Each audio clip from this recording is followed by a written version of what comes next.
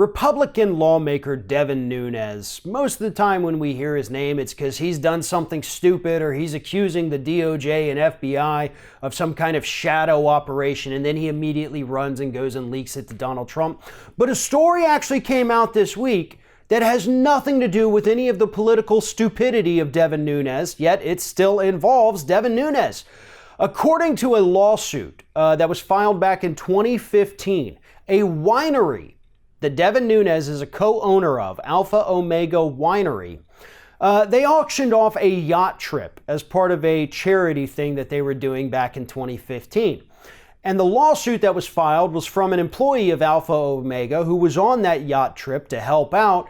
And she said that not only was she harassed and treated very, poorly, would be a good word to use there during this trip, but also that the people who purchased this charity yacht trip basically engaged in a cocaine-fueled prostitute party where they brought a bunch of sex workers onto this yacht, lined them up. The men would do a line of coke, according to this employee in her lawsuit, which was settled by Alpha Omega, so they paid out to keep her quiet. They would do a line of coke, and then they would pick a prostitute out of this lineup that they made, and then they would go off and do whatever. The employee says you could hear sounds that were very obviously sexual activities taking place on areas of the yacht. And again, this is a winery that Devin Nunes is a co-owner of. Nunes was invited by this group back in 2005, 10 years before the yacht trip, to come in as an early investor, which he did. Now, there's nothing at all that suggests that Devin Nunes knew about this, was involved in it. He wasn't even there at the time when the auction took place. He certainly wasn't on the boat, so he did not orchestrate any of this. However, he is a co-owner of the company, which does make you responsible for what happens within that company.